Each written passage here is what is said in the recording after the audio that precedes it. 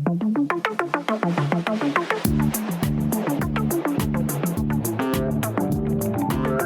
what you've been waiting for. Movies, TV, music, and more. Follow, subscribe, stay up to date. The episodes dropping on Mondays. It's the Matt, watch that. It's the Matt, watch that. It's the Matt, watch that podcast.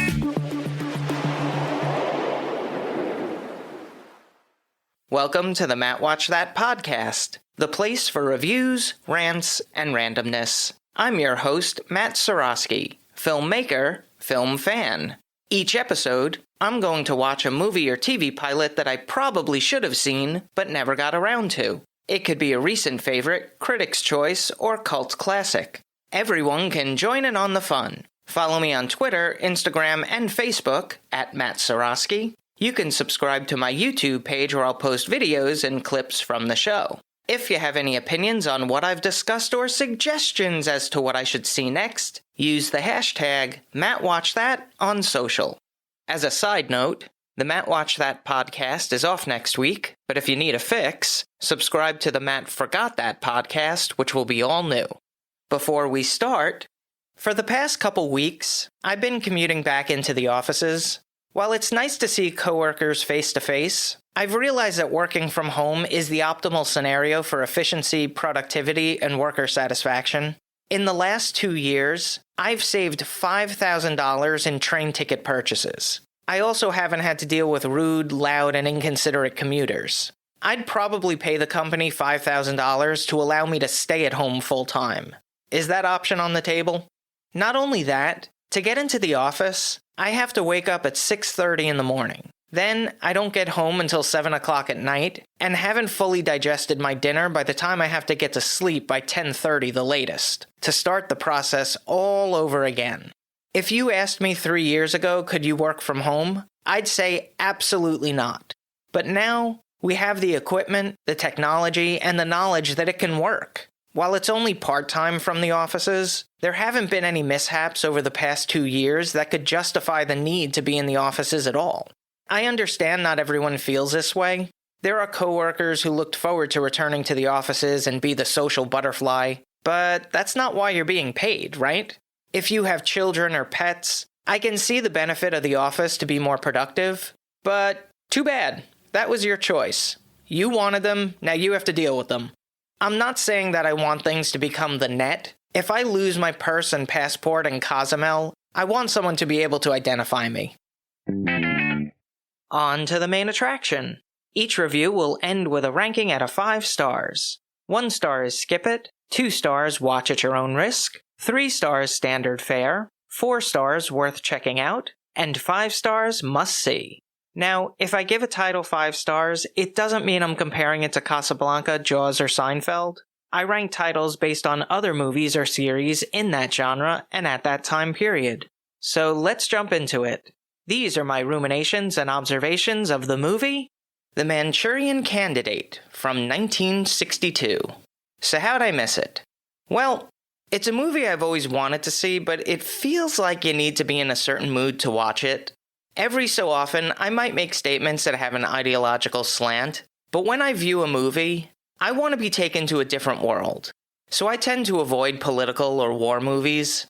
But this season, I've been trying to make an effort to expand my own tastes. So here we are.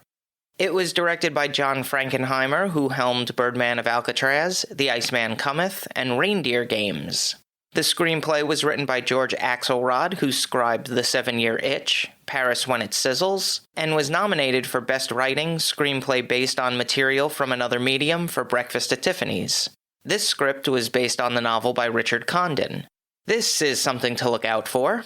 During the fight scene with Henry Silva, Frank Sinatra permanently injured one of his fingers when his hand went through the wooden table. The footage remains in the film.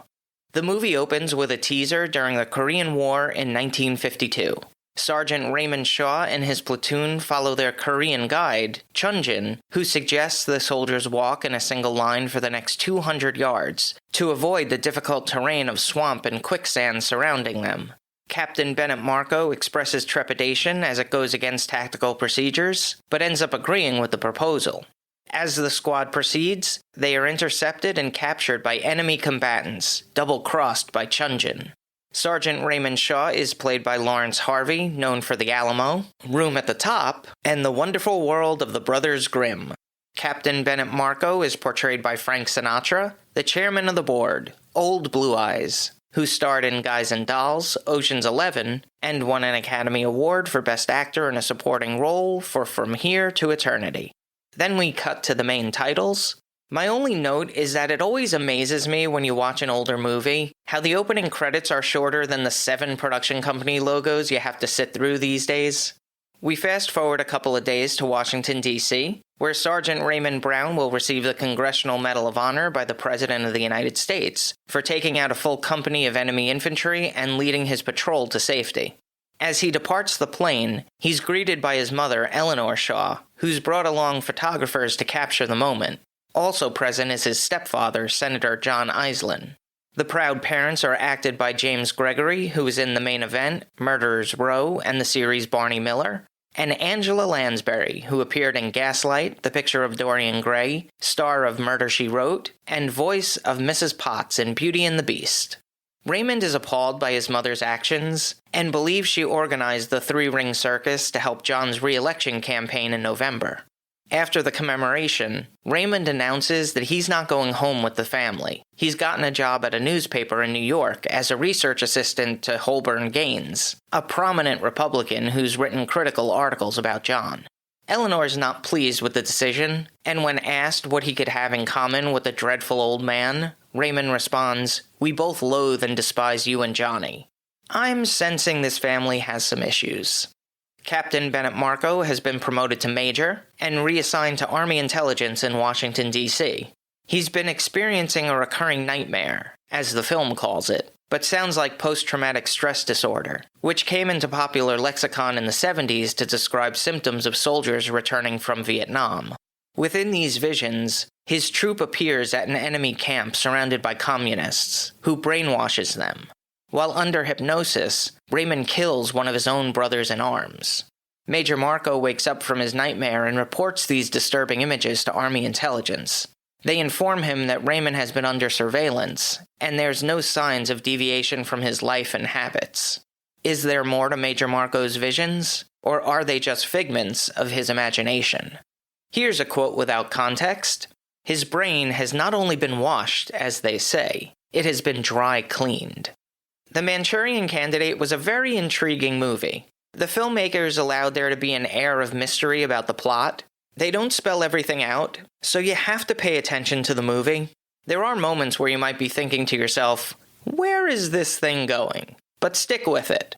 I thought the acting was really strong. I've only watched Frank Sinatra in the movie Guys and Dolls, so it's interesting seeing him in a dramatic role. Similarly, my first exposure to Angela Lansbury was in the series Murder, She Wrote, so to see her playing such a convincing villain gave me a new appreciation of her talents. Here, she's certainly not playing Mrs. Potts. In other casting, I wanted to mention the role of Eugene Rose Chaney is performed by Janet Leigh, of Psycho and Touch of Evil fame. She's the mother of Jamie Lee Curtis and starred in 2 movies with her daughter. As a side note, there was a scene where the communists are talking about a cigarette, and they quote the Winston cigarette commercial tagline, which I just mentioned on the last Matt Forgot That podcast. Totally coincidental, so if you missed it, subscribe now and listen. I'm not sure when the effects of war on soldiers was first portrayed on screen, but I would venture to guess that this was one of the earliest depictions. Not necessarily the physical ailments, but the psychological. Alphonse! Look that up for me.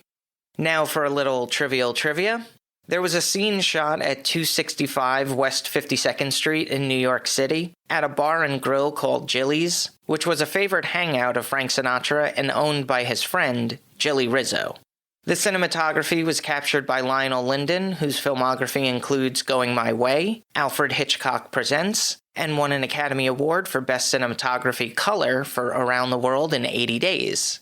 It was edited by Ferris Webster, who worked on Escape from Alcatraz, Forbidden Planet, and Blackboard Jungle.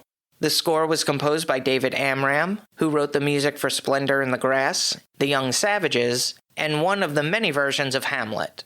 It's a fairly traditional score, orchestra and brass, and the style felt appropriate for this genre. This might be a spoiler, so cover your ears. I'll try to be vague, but when a character was activated, let's say, the score would change and become more tonal and a little disconcerting. I really like that choice. The runtime is 2 hours, 6 minutes. It had a budget of $2.2 million and grossed $7.7 million at the box office. It was nominated for 2 Oscars at the 1963 Academy Awards. I give it 4.5 out of 5 stars. Excellent movie. If you've seen The Manchurian Candidate and have opinions on the movie, let me know what you think using the hashtag #MattWatchThat. Moving right along.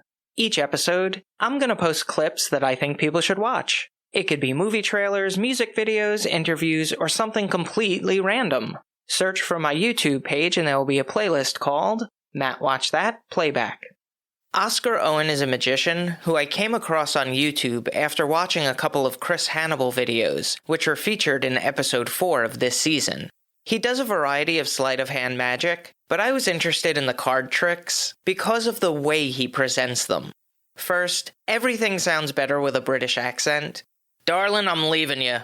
Darling, I'm leaving you. The intros to his videos are well edited and give some context to the story behind the tricks he's going to perform. He explains that some of them have fooled world leaders, including Winston Churchill, Abraham Lincoln, and Barack Obama.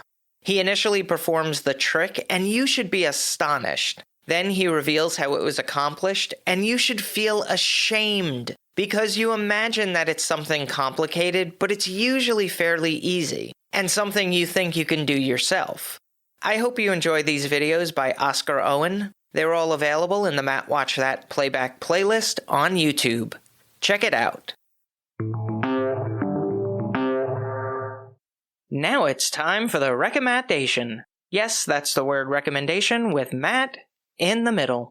I'm going to end each podcast with my own recommendation of a movie or TV series. Today I'm talking about The X-Files. This is a top 5 series for me, no doubt. But I will fully admit that I didn't get into the show during its initial run. I'm not sure if I was too young to understand the complexities of the storylines, or I just wasn't home on Friday nights. But FX was showing Fight the Future on a programming block called DVD on TV, where they showed extras and behind the scenes before and after the commercial breaks. I really enjoyed the movie and the banter between Mulder and Scully, so I decided to start watching the series. Unfortunately, there weren't any streaming services around at the time, and the internet was still in its infancy in providing useful information, so I wasn't sure where the movie fell within the timeline of the series. As I mentioned in Season 1, Episode 28 of the podcast, DVD releases of full seasons of series were $150 each. Yes, each. I thought that the movie took place between Season 6 and 7, so I bought Season 7 thinking that I'll watch the series going forward, then work my way back to the start. I was wrong, and confused, but that's a normal state for an X-Files fan. But I was instantly hooked. It's the only series that I can think of that crosses genres seamlessly, without losing the core of the show. The production values were incredible, especially for television in the 90s. But it ultimately comes down to the relationship between Mulder and Scully. They have such great chemistry together. It's a pleasure watching them on screen. They're both determined and motivated characters, and their personalities are well defined from the very beginning. Now, I think having strong characters is more important than stories in a television series, because you're with these people for 22 episodes and multiple seasons, so you have to connect with them on a personal level. Whereas in a movie, story is more important because, unless it's a trilogy or Marvel Cinematic Universe, you're basically done with that world after 2 hours, so it has to be satisfying. And that's a good thing for The X-Files because the storylines get a little convoluted as the series goes on, but I will watch a 12th season and a 3rd movie as long as Mulder and Scully are in it. I will follow that duo to the ends of the earth. And if the series goes on long enough, probably beyond. That's all for this edition of Matt Watch That. Thanks for listening to me babble. You can follow me on Twitter, Instagram, and Facebook at Matt Seroski. You can subscribe to my YouTube page where I'll post videos and clips from the show. If you have any opinions on what I've discussed or suggestions as to what movie or TV pilot I should see, use the hashtag MattWatchThat on social. Head over to mattseroski.com for the latest news and updates, and come back next time for all the reviews, rants, and randomness.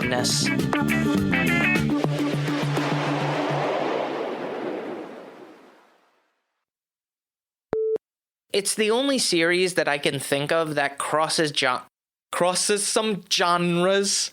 Dope. So to see her playing such a convincing villain, and won an Academy Award for Best Actor in a Supporting Role from For Here and From Eternity. Whoa, that was mealy-mouthed.